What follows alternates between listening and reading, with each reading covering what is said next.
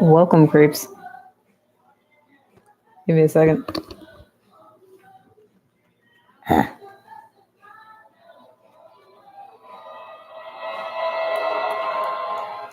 Yeah, Punk Kitty's giving the vibe.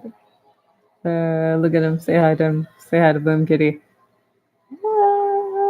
Anyways, give me a second. I'm waiting on my apple cider so I can continue reading or start reading. I haven't even started. Face that way. I keep messing with these. Anyways, I think I need to be too concerned. That's my son right there. Look at him. Anyways,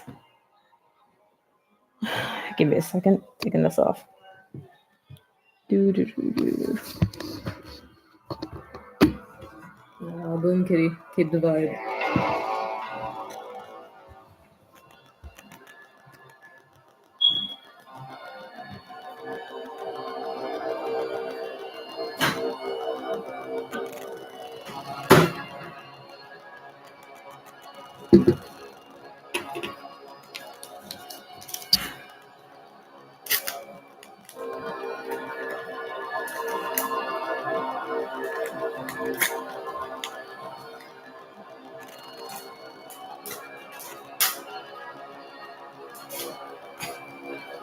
Jesus.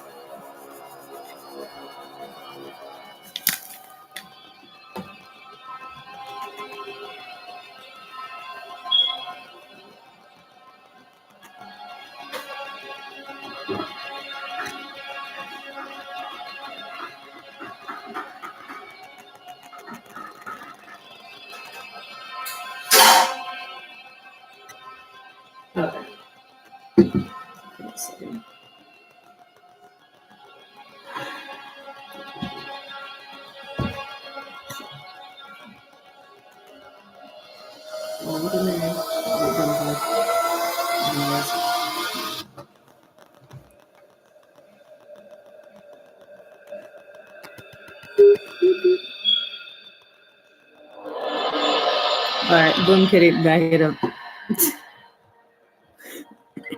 You look so out of place. I don't think I do the ambiance. Do I? Anyways. Hey up. Womp. Anyways. Got me some hot apple cider. Boom Kitty blasting the ambiance. Check. Put him in front of his candle. Anyways. Alright. 3, 2, 1. Go. Welcome, Crips, Creeps, and Crazy Freaks. It's GP here, and let's dive right into it, shall we? Story 1. I woke up inside a replica of my childhood home. The things watching me are not my real parents. Honey, breakfast is ready. The friendly voice of my mother called from the other room. It awoke a warm and happy memory. One of our Sunday breakfasts where my mom would make the best waffles in the world, and my parents would share the newspaper, and the fresh smell of coffee would fill our whole house. While I was too young to remember any of it, I loved the smell of fresh coffee. My mom always used to mix in spices like nutmeg. I wish I could have tried her special coffee, but she passed away before I was old enough to try it. My eyes shot open. Whose voice had just woken me up? I was sleeping on the couch. Well, in my dad's living room. I moved out 4 years ago, just after I turned 20. Dad? I carefully asked, but nobody answered. While it was always slightly emotionally painful, it wasn't unusual. I often heard Mom's voice in my dreams, but it was weird that I smelled waffles and coffee, while the kitchen table was completely empty. I shook my aching head. I had the most horrendous hangover that needed to be cured with more sleep. Upstairs in my old bedroom, not on my uncomfortable couch. Dad must have made a toaster waffle before he went to work. Suddenly, my thoughts were interrupted. Something was wrong. Like, terribly wrong. I climbed up a few of the stairs and found myself in front of a thick, gray wall. It sounds ridiculous, but the upstairs part of our house had either vanished or was sealed shut with a new wall. I instinctively took a step back and fell down the stairs, landing on my butt, and I could have sworn I heard laughter. I slowly got up and walked towards the TV, but it was black. "Dad?" I shouted. "Where are you, Nils? Didn't you hear your mom calling you for breakfast?" Every fiber of my body froze. That was Dad's voice, and it came right out of the kitchen. I didn't understand what was happening, but I knew that it was not right. So instead of checking the kitchen, I decided to be smart and head towards the front door. I pulled and pushed, but it wouldn't budge. There was not a single key in sight. I pushed the curtains from the small window next to the door, but behind it, I saw nothing. Nothing but black. The outside was voided, so dark I could barely see the lawn. My heart started racing so fast I thought it would explode. I swallowed when I remembered that I'd seen sunshine through the window in the empty kitchen earlier. Maybe I could get out of that window. When I walked into the kitchen, I saw a little white booklet on the table that I swore wasn't there before. I picked it up and read the cover. All it said was Nils. I was just opening the first page when I saw her right outside of the window, scratching the glass with her bare nails. My mother. My mother who passed away when I was only 7, or rather, something resembling her. I think that was the best way to describe it, but she looked like someone had tried to recreate a human based on the picture that a child drew, but with real flesh and skin. Her proportions were all wrong. Her face was plastered with makeup, and her hair almost looked as if each strand had been glued on. I felt too perplexed by the entire situation to even breathe.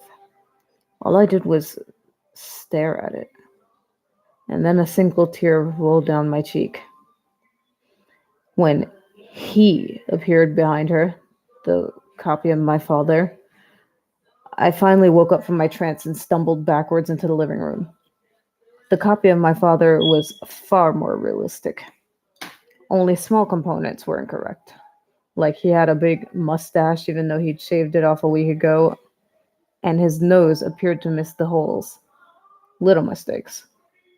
Holding the booklet that I found tightly in my hands, I crouched down next to the sofa, hoping that it would all be over soon. I can't say how long I sat on the cold living room floor. There really wasn't anything I could do about it. The only way out seemed to be the kitchen, but at least it appeared like they didn't try to come inside. After what must have been at least an hour of sitting and contemplating my sanity, I decided to look into the booklet with my name written on it and started reading off the first page. The Adventure of Life. Pilot. Scene 1. We are inside a regular suburban room, the childhood home of Nils. We focus on the sofa in the middle of the room. Nils is sleeping on the sofa, tucked underneath a light blanket, still wearing last night's clothes. Loose blue denim pants, black t-shirt with a pocket, Converse shoes, his hair is frizzy. A voice wakes him up. "Honey, breakfast is ready." What the actual fuck? I whispered to myself. I skimmed through the pages, but hardly any of them made sense.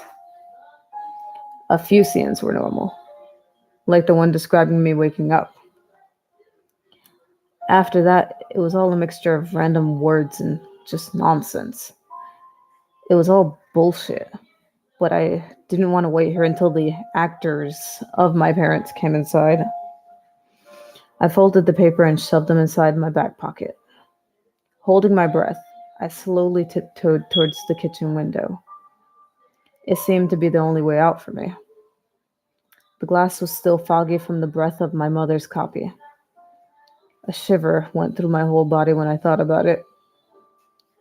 I took a breath and collected all of my courage to peer outside. There was no sight of anyone or anything. I held my breath just a moment longer, praying that this window wasn't just a prop. I probably could have broken it, but that would have alarmed those things, and they would have came back. But surprisingly, I didn't have to. The window opened like a regular one. Finally, I could breathe again. I turned off my brain and climbed out the window. I was now staring at a blue wall above me. It was a warm yellow spotlight. The fake house was standing inside a massive storage hall. Cameras and other equipment were lying about, but there were no signs of any human life. I walked around the halls until I found 2 doors. One of them had a sign glued to it. Auditions for New Worley. This way. I decided to take the second door without a sign, which led me straight to the hallway. I ran through it and landed in a second hallway. I kept running until I finally found the exit. When I realized that I was feeling the real cold air on my skin, tears started streaming down my face. The relief was replaced by fear again when I noticed that the exit led me right into a forest. No roads, no sign of civilization. But I had to stay focused, so I had to get away before they decided that I wasn't supposed to leave. So I started running again. I can't tell you for how long I ran, or how many times I got lost, if that even makes sense in those circumstances. But finally, I found a diner where I could use the phone. I had escaped, and I was safe. Ever since that moment, I've tried so hard to remember the location of the place. The police have not been able to find it with the little bit of information I had. Of course, I'd left out the part about the creatures. No one would have believed that shit. But I'm not able to let go of it. I need to find answers before I end up back inside that studio. Because when I fled, I took the script with me. And when I finally got home, I collected the courage to look at it and found another part that wasn't just nonsense. Nils decides to trick the parents. He opens the window in the kitchen and climbs outside. He doesn't know where to yet. End of scene. They wanted me to leave. No, they predicted it. And now all I can do is keep wondering if there is a script for another scene and whether I'm in it. Ah, so creepy version of the Fates in Greek mythology. Moirai, I think they're called. But I love how weird the story is. Like back rooms, but it was meant to happen. Instead of being accidental. I mean, I don't know. I'm dragging on again. Anyways, on to story number 2. I've had a stalker for 2 months. He just told me my boyfriend isn't who I think he is. The first time I noticed him, I was at a local coffee shop I go to often. I was standing in line ready to order my iced chai latte when I saw him staring in my direction from a table outside. I didn't assume he was staring at me at first. There were multiple other women at the cafe he could have been ogling. Proving me wrong with a ballsy move, he asked me for my number as I walked through the front door. Iced chai, I see. Good choice, he commented as he stood up from his chair. I've noticed you a few times when I've been in the neighborhood. Can I get your number? Oh, no. Actually, I have a boyfriend. Hoping this would get him to back off, especially because it was mostly true. I smiled and started walking around him to get to my parking spot a few yards from the walkway. Relax, honey, he said as he stepped in front of me, blocking my path. He doesn't have to know. I felt a shiver of pure disgust as he paired that statement with a wink. Look, I know cheating on your partner is like a big thing right now, but I'm not into it. Leave me alone.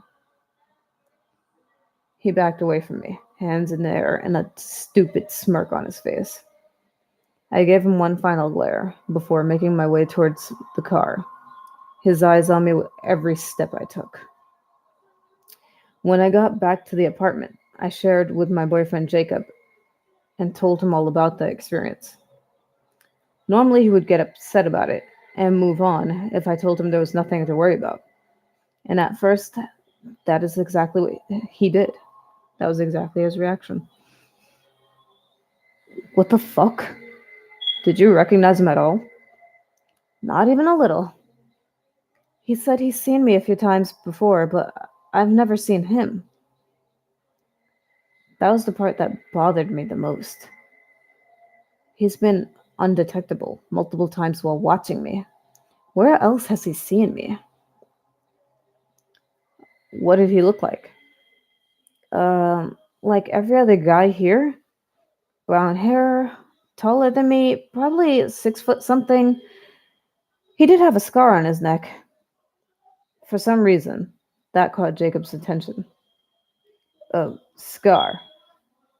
Was it fresh? I mean, not really. I don't know what a fully healed scar would look like, but it wasn't red or bleeding or anything. Why? Don't know. Just a good identifier if he bothers you again, I guess. He looked a little more disturbed after I mentioned the scar, but I didn't drill him about it. It wasn't something I really wanted to discuss further, anyways. The first encounter with him was about 2 months ago. Since then, I've noticed him everywhere: the coffee shop, bookstores, the supermarket. I couldn't go anywhere without seeing him, especially when I went anywhere with my boyfriend. I felt like I was going crazy. Every time I'd see him, I tried to discreetly point him out to my boyfriend. Jacob, he's near the pasta, I whispered. He would always try to be neutral, just so he wouldn't scare him. Jacob was sympathetic about the situation. He probably thought I was being overtly paranoid and imagining that I was seeing him, but there wasn't anything he could do if he didn't see him in time. After these 2 months, I started growing tired of myself and my imagination. Jacob hadn't seen him any time I pointed him out, and honestly, I never saw him enter or leave my line of sight. It's like he would just appear, stare me down for a little bit, and be gone. I had to do something to clear my mind. Hey, I'm going for a run, I yelled at Jacob as I was lacing up my tennis shoes. Blah, stupid boys. Don't you think don't you think that's not the best idea? Jacob asked, clearly a little bit worried about me going on my run by myself. Well, I have to do something. Maybe all I need is a little time to myself to recollect my thoughts in my head. This might just be all the manifestations from stress. Plus, I added, finishing up my laces on my left shoe, it's daytime, and my path is pretty busy. I'll be okay. Are you sure? I mean, I can go with you. I gave him a kiss, hopefully to calm his nerves, but mostly to get him to shut up. No, I need alone time. You have my location, and I have my pepper spray. I'll be fine. Love you. I knew he still wasn't fond of the idea of me being out alone, but there wasn't really much he could do as I closed the apartment door and headed down the complex stairs. Not even 30 seconds after I got outside and started my run, I felt something tug my left arm, hard enough for it to pop. I didn't even have enough time to react as I felt my arms pinned up against the brick wall, my mouth covered with leather. I tried everything I knew from my self defense classes I took years ago, kicking, biting, screaming. Deep down, I knew nothing would work against a 6 foot something man with a heavyweight advantage. It didn't take me long to recognize the hair and the scar either. Lily, keep quiet, he whispered as he struggled to pin me against the wall. I'm trying to help you. Help me? I said, my words muffled by his gloves, as I was still trying to free myself from his grasp. No progress, and I started to feel weaker as I struggled, ready to accept whatever would have happened to me in this empty alleyway. Yes, help you. Now please stop struggling so I can tell you what's going on. I didn't want to stop struggling. I wanted to keep kicking and moving and making it harder for him, but in the end I knew it wouldn't work out for me. Are you going to listen to me? I shook my head. His glove still pressed against my mouth. Despite living in fear because of this guy for the past 2 months, I felt nothing but curiosity at the moment. Lily, I need you to listen carefully and take what I'm about to say seriously, okay? How the fuck does he know my name? Hold on. Music.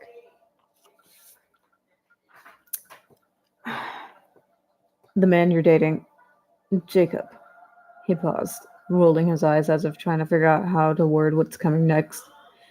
Well, Jacob, he's not Jacob anymore.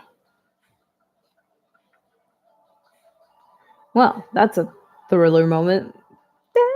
Anyways, yeah, basically, this thing is going to become a series on, the r/Nosleep subreddit.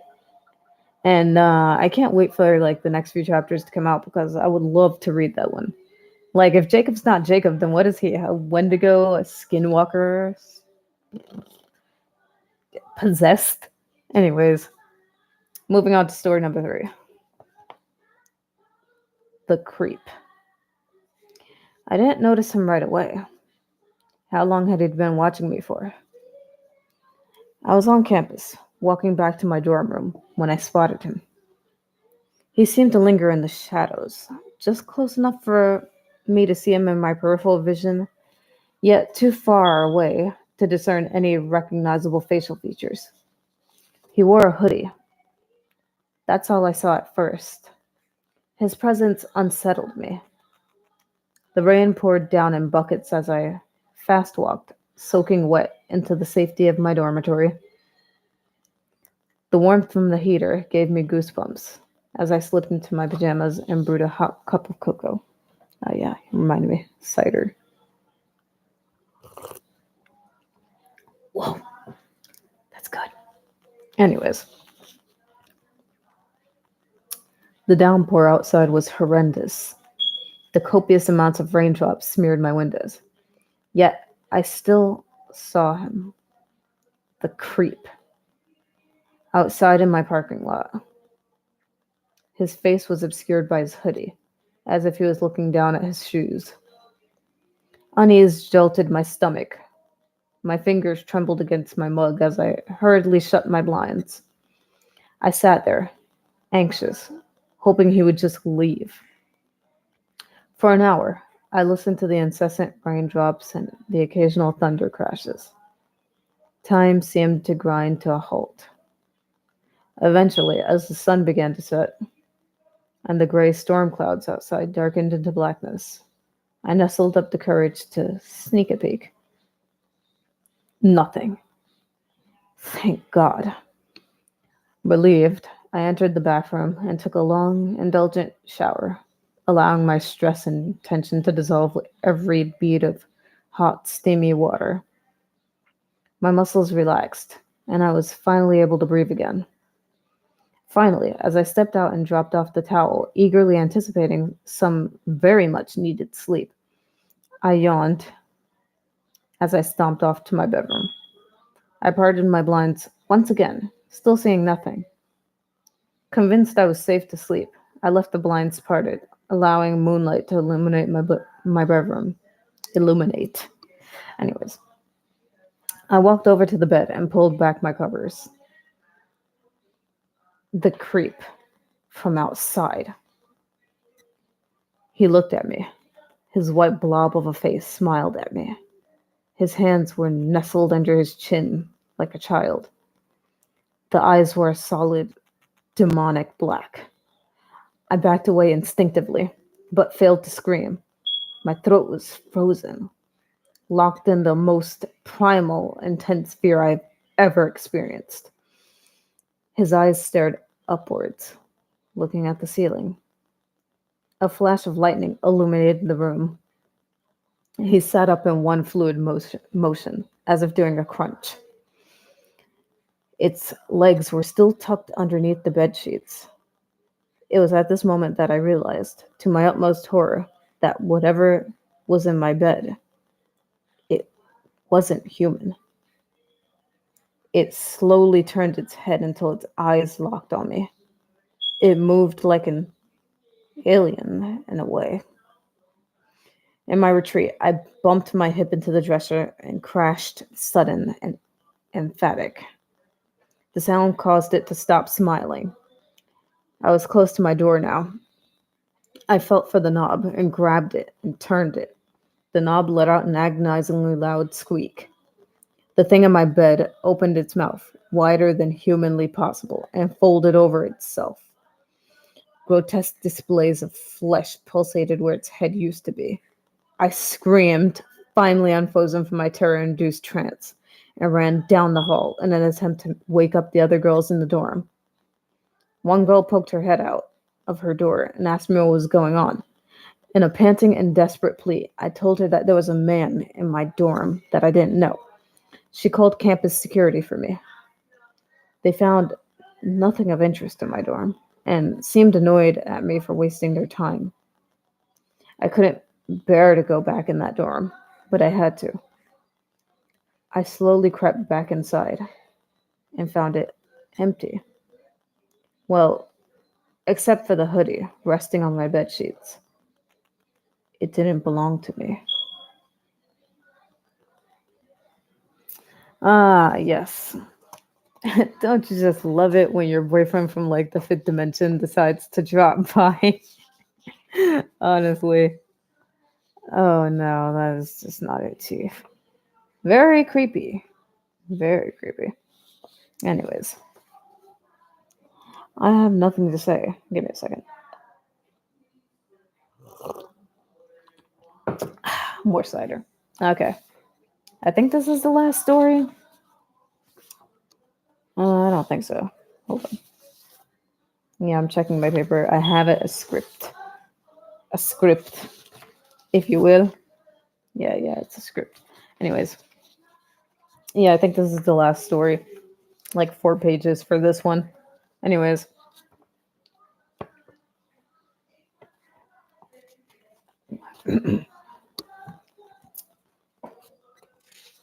Oh yeah, excuse the background noise. Anyways.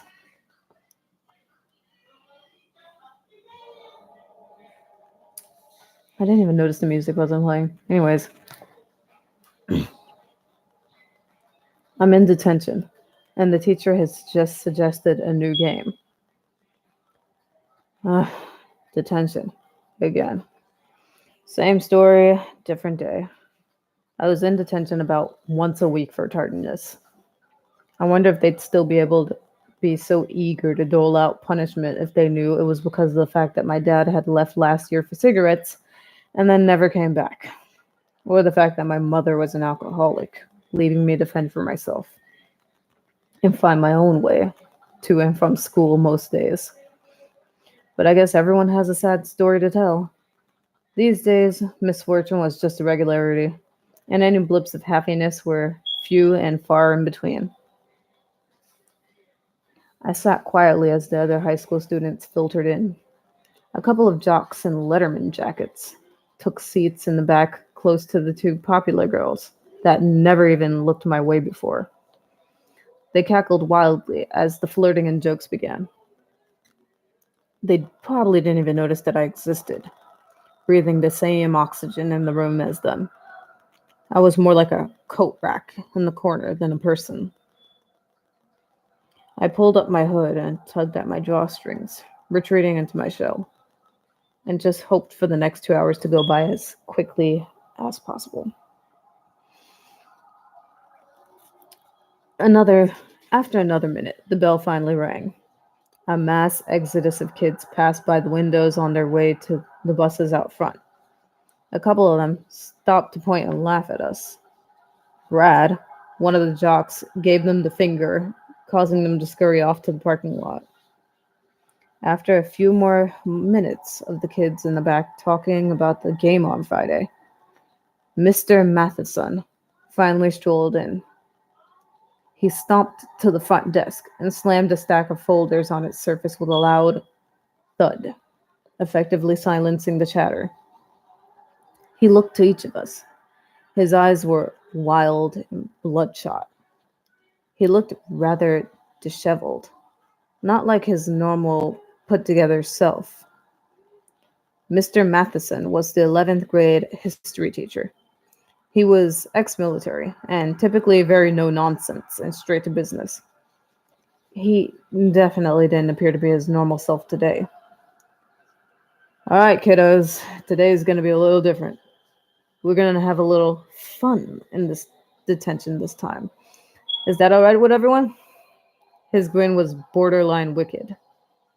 I didn't like where this was going. Sure, Mr. Matheson. I love fun, Brad joked, causing the others to giggle. Shut your mouth, Peterson. Smartass. You know, I've seen you in detention way more than any other kid in school. If it were up to me, you would have been out of here a long time ago. But you keep scoring those touchdowns, don't you? The teacher beamed a dry erase marker right at Brad, which he caught just before it struck his face. See, those hands keep the town happy. But let's see if you can continue to be lucky, huh?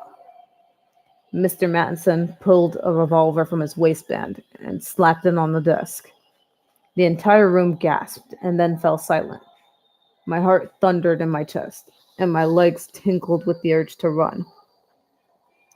You see, guys, the feds found my safe house. The collection of guns and an entire hill of Colombian Bam Bam. It's hard to make it in this economy with a teacher's salary, so I reverted to some business practices I saw in my time with the military. He locked the door and paced to the front of the room, like a shark circling its prey. I bet they'll be here any minute to pick me up. Mr. Matheson loosened his tie and tossed it to the floor. It's life for me, boys. I got some priors I'm not proud of. Hid them from the school board, of course. No chance of parole. No siree, not me.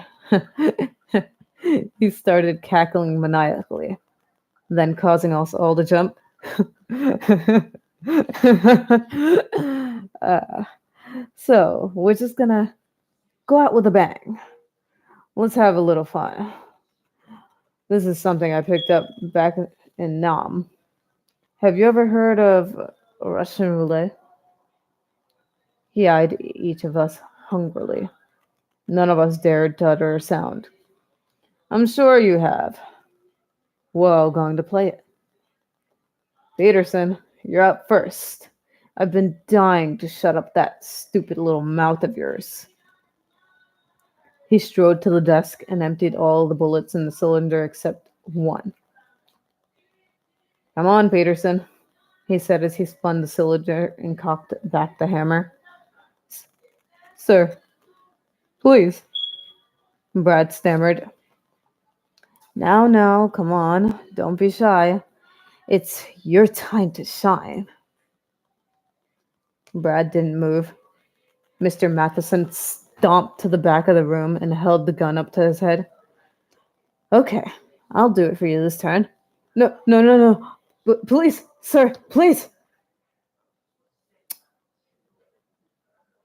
Ooh, your luck continues, Peterson.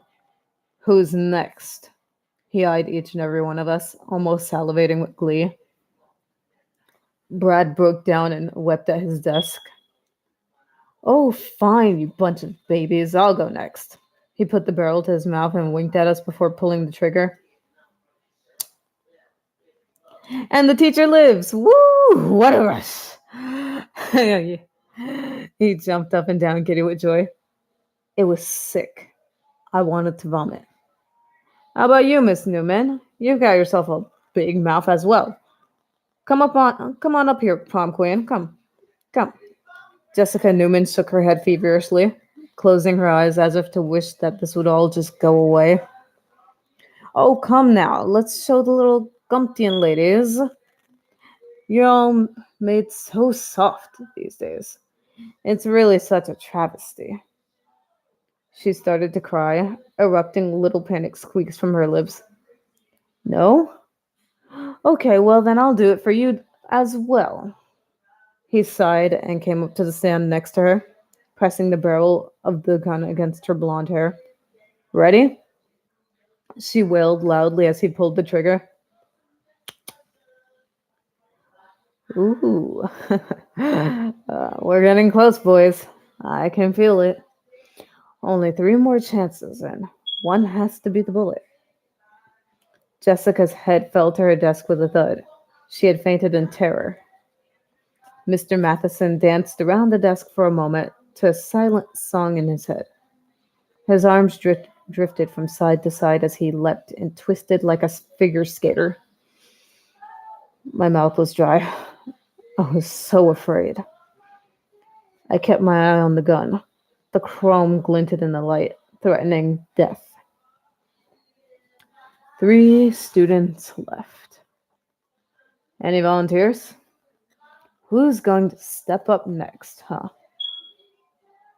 He scanned the room, pointing with his index finger. Suddenly, through the horror somehow, I came up with a plan. I'll go, I croaked. Well, I'll be damned, Mr. Johnson. Who would have thought? You know, it's always the quiet ones. Come on up, my boy. My boy? Anyways. I slowly stood from the desk and walked to the front of the classroom on my shaky legs. The room spun around as a little bile rose up my throat. I forced it back down and came face to face with the deranged teacher. I'm proud of you, son. He slapped my shoulder heartily and shoved the revolver in my hand. The cold steel felt alien in my grasp. It felt wrong. I hated it. Go ahead, he ushered me eagerly. I cocked back the hammer and brought it to my mouth. The barrel tasted like pennies against my mouth. Mr. Matheson nodded his head, urging me to pull the trigger as a twisted smile curled across his face. I put my finger on the trigger, but at the last second enacted my plan. I pulled the gun from my mouth and pointed it right between his eyes. He didn't have time to react before I fired. A deafening bang filled my ears as smoke and gunpowder stung my eyes. Mr. Matheson dropped to the floor in a heap as the other students screamed. His forehead had been canoed from the impact of the round. Brain matter and blood trickled down the chalkboard, behind where he had stood just moments ago. I dropped the gun and fell to my knees. I was too numb to cry, but I wanted to. Brad made a dash for the door, but just before he got there, men in body armor crashed right through it. An entire team in black with FBI patches swarmed the room. A man in a suit approached me and went up to one knee, placing an arm on my shoulder. It's all right, son. You're safe now. This made me broke down. breakdown. I broke down and I wept in his arms as he held me to an ambulance outside. We all gave our accounts to the authorities. It was all over the news for the next week. We'd been excused from the rest of the school year, allowed to do our homework and testing remotely from home. The parents sued the school for negligence in the background check they performed on Mr. Matheson and won a huge settlement. Jessica moved to another state, and Brad was never heard from again. Something about getting his GED and going to work at the family business. My mother felt so guilty that she gave up drinking. She's been sober for 3 months now, and I couldn't have been more proud of her. I still have PTSD. Sometimes I dream about the taste of the gun in my mouth. Cold steel brings sickening sense to my stomach. And sometimes I dream that I'd pull the trigger on myself. Therapy was helping, but sometimes I wish I'd just done it. That is all, ladies, gents, everything in between. I'm tired. Excuse me. If you enjoyed these spooky tales, make sure to murder that like button for me, will you? Smash it with a jack-o'-lantern. Stay safe. Don't stay out late. And remember to always be kind to my fellow creeps. Jesus. I'm hoping the apple cider fixed this. Anyways. Say hi to... fuck, I forgot his name already. This is my son. This is my son. That's my son. That's my son.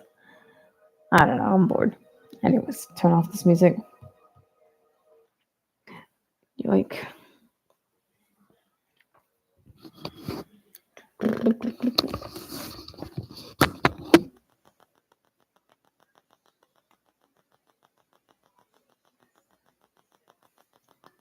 Anyways.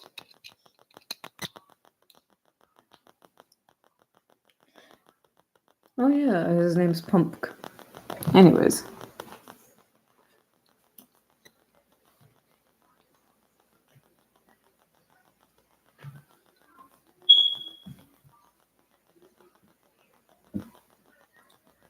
Hey world. Hi there. Yeah, no, this is definitely going to damage my system. Anyways, hi, hey, hello. I am a narrator. And maybe I shouldn't hold this next to fire. Anyways. Goodbye.